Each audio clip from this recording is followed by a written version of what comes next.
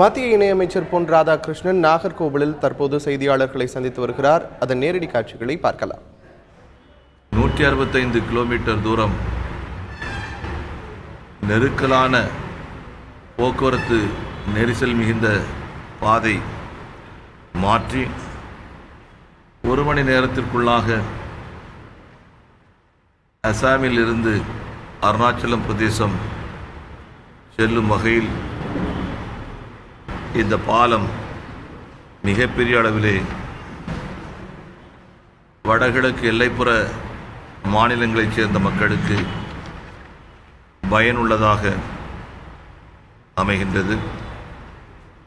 நீண்ட காலமாக பணியில் ஈடுபட்டிருந்த பொறியாளர்கள் மற்றும் ஊழியர்கள் அத்தனை பேரும் இதற்காக பாராட்டப்படக்கூடியவர்கள். காரணம், வடகிழக்கு எல்லைப்புற மாகாணங்களில் 6 மாதங்கள் மட்டுமே 5 மாதம் தான் சரியான கணக்கு மட்டுமே பணிகள் செய்ய முடியும்.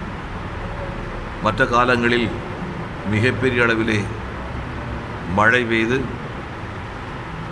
எந்த வேலையும் செய்ய முடியாத நிலைமைகள் உருவாக்குகின்றன.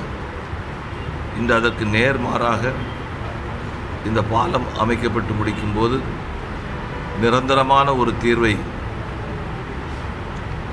வடகிழக்கு எல்லைப்புற மக்கள் அடைகின்றார்கள். மட்டுமல்ல, நம்முடைய இராணுவத்தினுடைய போக்குவரத்திற்கும் மிகவும் பயனுள்ளதாக இந்த பாலம்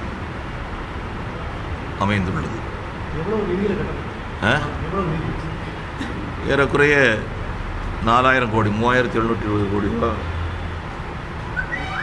செலவில் கட்டப்பட்டு. அது இப்போ நம்ம சொல்கிறதுக்கு ரொம்ப இலகுவாக இருக்கும். அந்த வேலை நடக்கக்கூடிய இடத்துல போய் பார்க்கும்போது தான் அதனுடைய தீவிரத்தன்மை நமக்கு தெரியும். அவ்வளோ கடினமான பகுதிகளில் அதை அமைச்சிருக்கிறாங்க.